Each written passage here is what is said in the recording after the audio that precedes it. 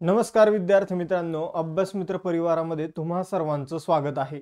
मित्रांनो, आज आपण इथं तुम्ही बघू शकता 10 जानेवारी रोजीचं करंट अफेअर्स बघणार आहोत. मोस्ट इम्पॉर्टंट सेशन मित्रांनो आजच्या सेशन मधले 4 ते 5 क्वेश्चन असे की जे डायरेक्ट परीक्षेमध्ये आपल्याला विचारले जाऊ शकतात. त्यामुळे तुम्हाला सुरुवातीपासून शेवटपर्यंत सेशन करायचंय आणि त्याचबरोबर डेली प्रमाणे टेस्टच्या क्वेश्चनचं उत्तर सुद्धा द्यायचं आहे.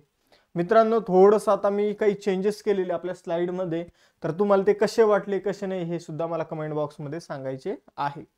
लेक्चर सुरू करण्यापूर्वी बघा मित्रांनो, आपली कंबाईन साठी विजेता बॅच 2 आपण सुरू केलेली आहे, जिचे काही शेवटचे ऍडमिशन शिल्लक राहिलेले. परत या बॅचची फी 999 रुपये होणार आहे. तर ज्यांना ऍडमिशन घ्यायचं असेल त्यांनी लवकरात लवकर घेऊन टाका. त्याचबरोबर 15 तारखेला आपली ऑल इन वन बॅच सगळ्या सरळ सेवा परीक्षेसाठी 1 वर्षाची बॅच सुरू होणार आहे. त्याचबरोबर RRB ग्रुप डी ची बॅच, त्याचबरोबर जर बघितलं तर टेटची द्रोणाचार्य बॅच, या सगळ्या बॅचेस आपल्या सुरू होणार आहे. बघा मित्रांनो, लेखा व कोशागार विभागाची आपली रेकॉर्डेड बॅच सुद्धा आपण सुरू केलेली आहे, जिचा सेम सिलेबस जर बघितला तर कंबाईनचा जो सिलेबस आहे तो कॉपी पेस्ट सिलेबस आहे लेखा व कोशागार विभागाच्या भरतीचा. तर तुम्ही ही बॅच नक्की जॉईन करा, ज्याचे ऑलरेडी रेकॉर्डेड लेक्चर सगळे अपलोड केलेले. त्याचबरोबर मित्रांनो, आपला अभ्यास मित्राचा नोट्स पॅक आहे. या नोट्स पॅक मध्ये ज्या नोट्स आहे त्यांची लेंथ जर बघितली तर करंट अफेअर्स वगळता 50 ते 60 पेजेस मॅक्सिमम यांचे पेजेस आहे. ठीक आहे, 60 पेजेस.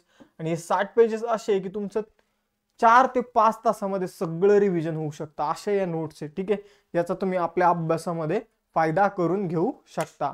मित्रांनो, जर बघितलं त्याच्या आम्ही तुम्हाला PDF देऊ, मग नंतर तुम्ही त्याचे झेरॉक्स काढू शकता. त्याचबरोबर आपली कंबाईन साठी यशवंत बॅच आहे. या बॅच मध्ये मित्रांनो तुम्हाला नोट्स पण मिळणार आहे 4 विषयाच्या आणि टेस्ट सिरीज पण मिळणार आहे. आणि आपल्या टेस्ट सिरीज मध्ये काल आम्ही 7वी टेस्ट दिलेली कंबाईनच्या टेस्ट सिरीज मध्ये. ज्यांना टेस्ट सिरीज जॉईन करायची असेल विथ एक्सप्लेनेशन त्यांनी ही टेस्ट सिरीज नक्की जॉईन करा. त्याचबरोबर आपलं ॲप डाउनलोड करा या सर्व गोष्टीसाठी. टेलिग्राम चॅनल जॉईन करा, इंस्टाच्या पेजवर फॉलो करायला विसरू नका. सुरुवात करूया 10 जानेवारीच्या करंट अफेअर्सला, ज्यामध्ये पहिला क्वेश्चन आहे, जानेवारी 2025 मध्ये directorate general of civil aviation चे प्रमुख म्हणून कोणाची नियुक्ती करण्यात आलेली आहे? तर बघा मित्रांनो, सिव्हिल एव्हिएशन मध्ये महासंचालक म्हणून फैज अहमद किडवानी यांची नियुक्ती करण्यात आलेली आहे. ठीक आहे, तर बघा मित्रांनो, जानेवारी 2025 मध्ये मंत्रिमंडळाच्या नियुक्ती समितीने फैज अहमद किडवानी यांची नागरी विमान वाहतूक महासंचालनालयाचे महासंचालक म्हणून नियुक्ती केली आहे. बघा मित्रांनो, नागरी विमान वाहतूक महासंचालनालय जे आहे, ठीक आहे, तर ही भारत सरकारांतर्गत एक वैधानिक संस्था आहे. आणि आपण जर बघितलं तर त्याचे महासंचालक म्हणून इथं जर बघितलं तर किडवानी, पूर्ण नाव काय आहे, फैज अहमद किडवानी यांची नियुक्ती केली गेली आहे. बघा मित्रांनो, DGCA चं मुख्यालय कुठे आहे? तर नवी दिल्ली या ठिकाणी आहे. एवढं तुम्हाला लक्षात ठेवायचं. यानंतर पुढे जाऊया. दुसरा most important, very very important, ठीक आहे, हा क्वेश्चन आहे तुमच्या समोर. आपण जर बघितलं सन 2025 मध्ये भारतीय अंतराळ संशोधन संस्था इस्रोचे नवीन अध्यक्ष कोण बनले आहे? तर इस्रोचे नवीन अध्यक्ष बनलेले व्ही नारायणन. व्ही नारायणन यांनी कोणाची जागा घेतलेली आहे? तर एस सोमनाथ यांची जागा त्यांनी घेतलेली आहे. इस्रोची स्थापना कधी करण्यात आली होती? तर 15 ऑगस्ट 1969 मध्ये इस्रोची स्थापना करण्यात आली होती. इस्रोने भारताला खूप काही अचीव जे आहे ते करून दिलेले, ही गोष्ट लक्षात ठेवा मित्रांनो. व्ही नारायण इस्रोचे 11वे अध्यक्ष बनणार आहे. कितवे? 11वे अध्यक्ष बनणार आहे. त्याचबरोबर त्यांची ॲज अंतराळ विभागामध्ये सचिव म्हणून सुद्धा निवड केली गेली आहे. ठीक आहे, हे तुम्हाला लक्षात ठेवायचंय. तर या सगळ्या महत्वाच्या बाबी आहे. बघा मित्रांनो, व्ही नारायणन जे आहे ते इस्रोचे नवीन अध्यक्ष बनलेले आहे. ठीक आहे, आपण जर बघितलं 14 जानेवारी 2025 रोजी ते कुणाची जागा घेणार आहेत? एस सोमनाथ यांची जागा घेणार आहे. ते अंतराळ विभागाचे सचिव म्हणून सुद्धा पदभार स्वीकारणार आहे. इस्रोचे ते 11वे अध्यक्ष असणार आहे. आपण जर बघितलं इस्रोची स्थापना 15 ऑगस्ट 1969 मध्ये करण्यात आली होती. बेंगलोर इस्रोचं मुख्यालय आहे आणि आता व्ही नारायणन तिचे पुढील अध्यक्ष असणार आहे. जानेवारी 2025 मध्ये किती खेळाडूंना अर्जुन पुरस्कार जो आहे तर तो देण्यात आलेला आहे किंवा किती खेळाडूंना तो प्रदान केला जाईल. तर याचा करेक्ट आन्सर असणार आहे मित्रांनो 34. आता बऱ्याचशा ठिकाणी तुम्ही बघितलं असेल की 32 जणांना अर्जुन पुरस्कार देण्यात आला. पण मित्रांनो इथे लक्षात ठेवा की 2 जणांना लाईफ टाईम अचिव्हमेंटसाठी अर्जुन पुरस्कार देण्यात आलेला आहे आणि 32 खेळाडूंना मागच्या काही वर्षांमध्ये चांगली कामगिरी केल्याबाबत अर्जुन पुरस्कार देण्यात आलेला आहे. मग आता आपण बघूया. बघा मित्रांनो, अर्जुन पुरस्कार जो आहे तो डिक्लेअर झालेले 17 जानेवारी 2025 ला राष्ट्रपती भवनामधून ते आपण जर बघितलं तर ते वितरित करण्यात येणारे. मग ते पुरस्कार कोणाला देण्यात आले आणि कोणकोणते पुरस्कार जाहीर झाले तर ते सगळे पुरस्कार आता आपण बघूया. बघा मित्रांनो, मेजर ध्यानचंद खेलरत्न पुरस्कार आपण यापूर्वी अभ्यासलं होतं. डी गुकेश, हरमनप्रीत सिंग, प्रवीण कुमार आणि मनू भाकर यांना हे पुरस्कार देण्यात आले. डी गुकेश चेसशी संबंधित, हरमनप्रीत सिंग हॉकीशी संबंधित, प्रवीण कुमार जो आहे तो पॅरा ॲथलेटिक्स शी संबंधित आहे, मनू भाकर शूटिंगशी संबंधित आहे. 4 जणांना आपण बघितले की मेजर ध्यानचंद खेलरत्न पुरस्कार. आता इथं बघा 32 जण ज्यांना काय मिळालेले आता इथं स्पष्ट दिसत नसेल तर तुम्ही फक्त ऐका आणि यानंतर या PDF मधून सगळ्या गोष्टी वाचून घ्या. तर बघा मित्रांनो, 32 जणांना इथं रेग्युलर त्यांनी मागच्या 4 वर्षात जो परफॉर्मन्स दिला आहे त्यासाठी त्यांना अर्जुन पुरस्कार दिलेला आहे. त्यामध्ये ज्योती याराजी ॲथलेटिक्स, अनुराणी ॲथलेटिक्स, त्यानंतर बॉक्सिंगसाठी नीतू आणि स्वीटी यांना, त्यानंतर चेससाठी वंतिका अग्रवाल यांना, त्यानंतर हॉकीसाठी जर बघितलं सलीमा टेटे, श्री अभिषेक, श्री संजय आणि आपण जर बघितलं तर जर्मनप्रीत सिंग तर यांना, त्याचबरोबर सुखजित सिंग यांना हॉकीसाठी मिळालेला आहे. आपण जर बघितलं पॅरा आर्चरीसाठी राकेश कुमार आणि प्रीतिपाल यांना पॅरा आर्चरीसाठी पुरस्कार मिळाला. पॅरा ॲथलेटिक्ससाठी पुरस्कार जो आहे मित्रांनो तर तो जर आपण बघितलं तर जीवनजी, दीपाजी, त्यानंतर दीपजी, त्यानंतर जर बघितलं श्री अजित सिंग, त्यानंतर सचिन खिलारी, त्याचबरोबर आता बघा महाराष्ट्रातला खेळाडू लक्षात ठेवा. त्यानंतर जर बघितलं धरमभीर, त्यानंतर प्रणव सोरमा, त्यानंतर यच होकाटो सेमा, त्यानंतर यम सिमरन, हे सगळे लोक पॅरा ॲथलेटिक्सशी संबंधित आहे. त्यानंतर श्री नवदीप, ठीक आहे. त्यानंतर पॅरा बॅडमिंटनशी संबंधित नावं लागा बघा, नितीश कुमार, त्यानंतर तुलसीमती मुरुगसेन, त्यानंतर नित्या सिवन, त्यानंतर मनीषा रामदास. आपण जर हे नाव बघितले ते पॅरा बॅडमिंटनशी संबंधित आहे. कपिल परमार पॅरा जुडोशी संबंधित आहे. त्यानंतर मोना अग्रवाल आणि रुबिना फ्रान्सिस पॅरा शूटिंगशी संबंधित आहे. त्यानंतर स्वप्नील कुसळे बघा महाराष्ट्रातला खेळाडू आहे ज्याने ऑलिम्पिकमध्ये कांस्य पदक जिंकलं होतं. आणि सरबजोत सिंग हे दोघं शूटिंगशी संबंधित आहे. अभय सिंग स्क्वॅशशी संबंधित आहे. त्यानंतर सज्जन प्रकाश जो आहे ते स्विमर आहे आणि श्री अमन जे ते रेसलिंगशी संबंधित आहे. तर या 32 जणांना रेग्युलर कॅटेगरीमध्ये अर्जुन पुरस्कार देण्यात आला. सुचा सिंग यांना ॲथलेटिक्स या क्षेत्रामध्ये लाईफ टाईम कामगिरीसाठी अर्जुन पुरस्कार, तर मुरलीकांत पेटेकर यांना पॅरा स्विमर या कॅटेगरीमध्ये लाईफ टाईम अचिव्हमेंटसाठी इथं अर्जुन पुरस्कार जो आहे तो देण्यात आलेला आहे 33 आणि 34. ठीक आहे. तर अशा प्रकारे मित्रांनो आपलं उत्तर काय आलेलं आहे इथं 34. या व्यतिरिक्त अजून काही पुरस्कार देण्यात आलेले आहे, जसं की कोचला पुरस्कार देण्यात येतो ते म्हणजे द्रोणाचार्य अवॉर्ड. द्रोणाचार्य अवॉर्ड कुणाला मिळालेला आहे तर ते मी तुम्हाला सांगतो. बघा मित्रांनो, सुभाष राणा पॅरा शूटिंगशी संबंधित कोच आहे त्यांना हा पुरस्कार देण्यात आला.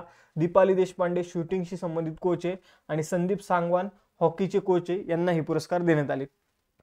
आपण जर बघितलं द्रोणाचार्य पुरस्कार लाईफ टाईम अचिव्हमेंट कॅटेगरीमध्ये कुणाला देण्यात आले तर श्री मुरलीधरन यांना आणि आपण जर बघितलं तर अर्मांडो कोलॅको यांना. ठीक आहे. तर श्री मुरलीधरन बॅडमिंटनशी संबंधित आहे आणि अर्मांडो कोलॅको जर आपण बघितलं तर फुटबॉलशी संबंधित आहे. त्यानंतर राष्ट्रीय खेल प्रोत्साहन पुरस्कार कोणाला देण्यात आला तर तो physical education foundation of India या संस्थेला देण्यात आला.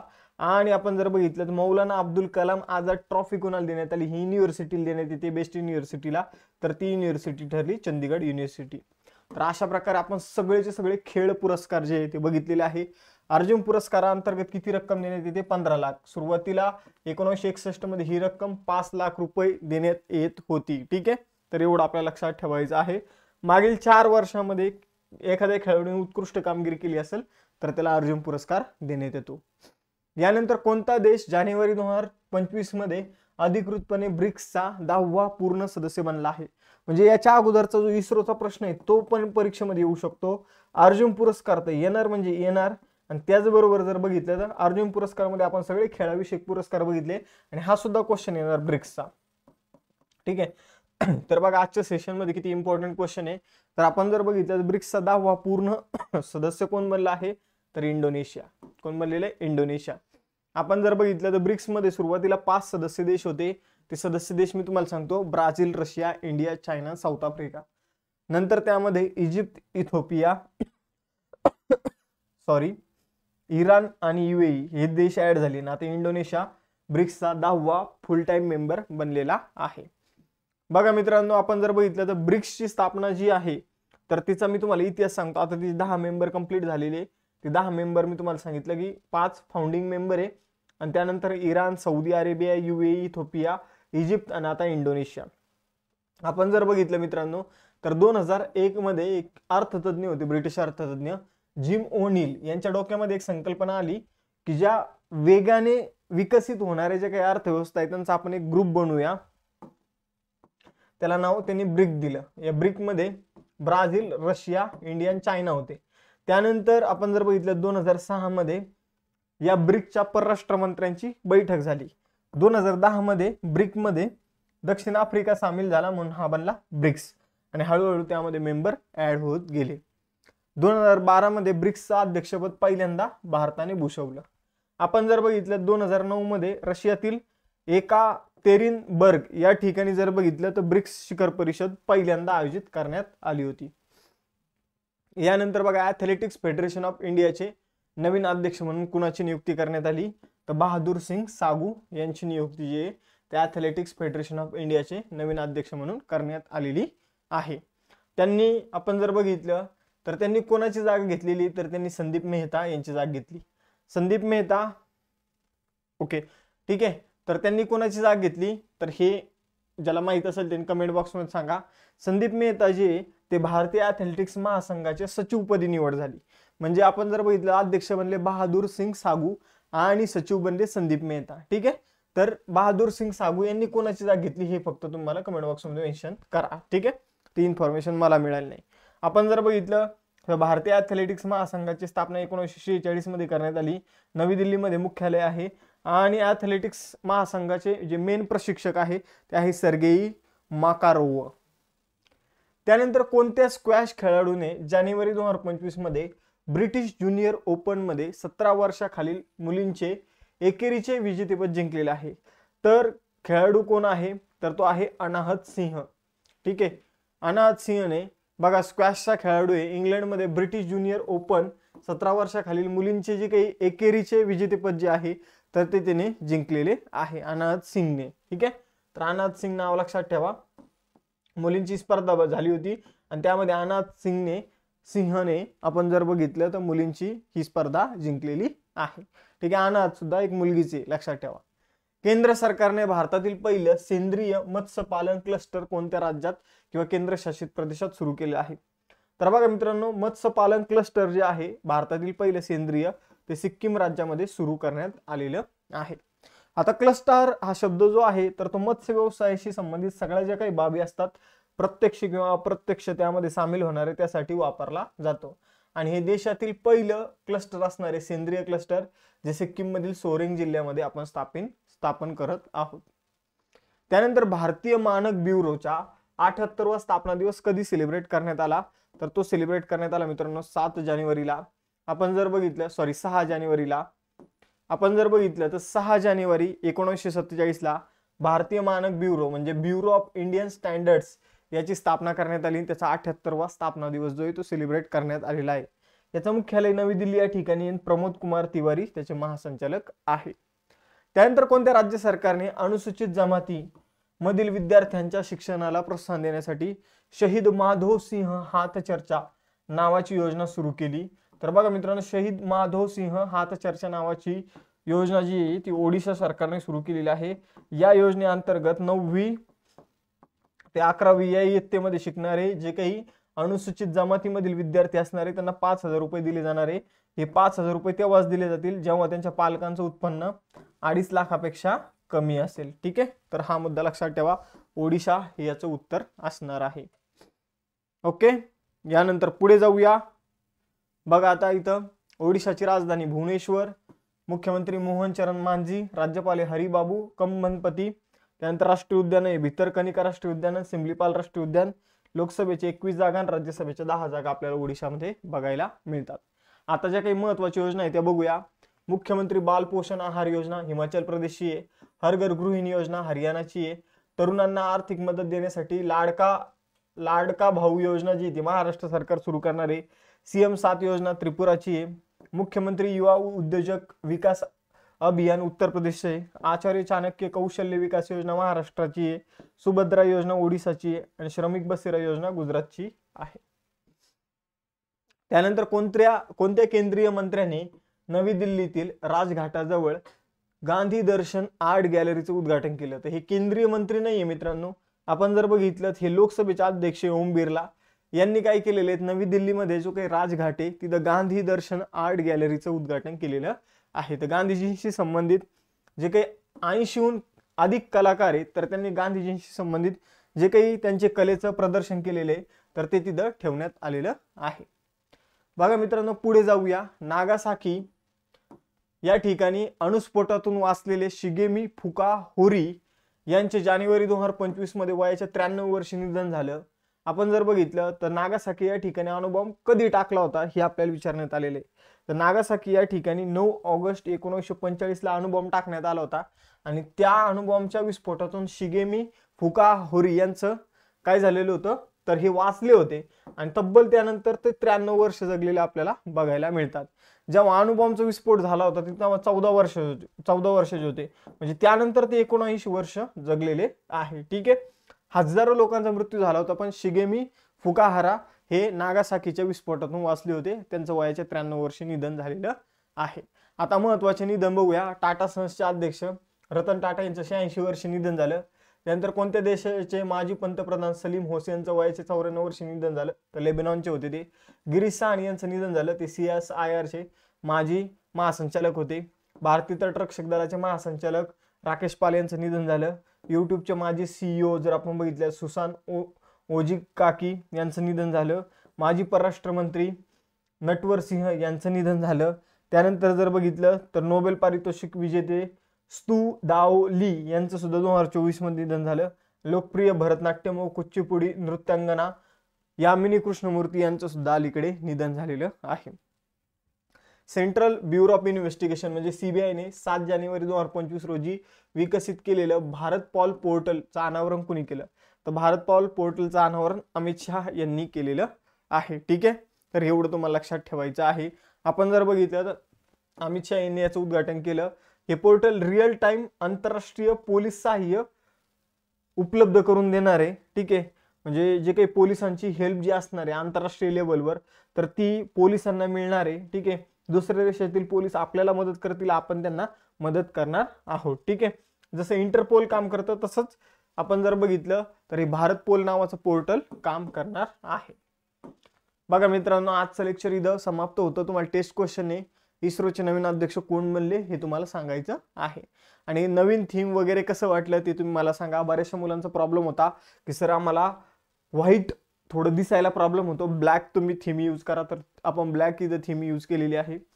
बघा मित्रांनो, विजेता बॅचचे शेवटचे काही ऍडमिशन शिल्लक राहिलेले सगळ्यांनी जॉईन करा. 999 ची फी नंतर होणार आहे. त्याचबरोबर 15 जानेवारी पासून आरंभ batch, all in one batch आणि द्रोणाचार्य बॅच सुरू होणार आहे. सगळ्यांचा बॅचेस नुसार सफिशियंट कालावधी आहे प्लस क्वालिटी एज्युकेशन तुम्हाला या बॅचेस मध्ये मिळणार आहे. लेखा व कोशागार विभागासाठी आपण बॅच लॉन्च केलेलीच आहे. अभ्यास मित्राचं नोट पॅक्स तुम्ही परचेस करू शकता. फाउंडेशन बॅच डिस्काउंटेड फी मध्ये सुरू आहे, त्या तुम्ही जॉईन करू शकता. यशवंत बॅच आहे कंबाईन साठी 4 महिन्याची, ती तुम्ही जॉईन करू शकता. टेस्ट सिरीज जॉईन करू शकता. या सगळ्या गोष्टी अभ्यास मित्र ऍप मध्ये तुम्हाला मिळेल. टेलिग्राम चॅनल जॉईन करा, इथं लेक्चरचे नोटिफिकेशन मिळेल आणि इंस्टाचं पेज जॉईन करा, तिथं अभ्यास विषयक रील्स तुम्हाला बघायला मिळतील. तर थांबूया आपण इथं, भेटूया नेक्स्ट सेशन मध्ये. चलो बाय बाय एव्हरीवन. जय हिंद, जय महाराष्ट्र.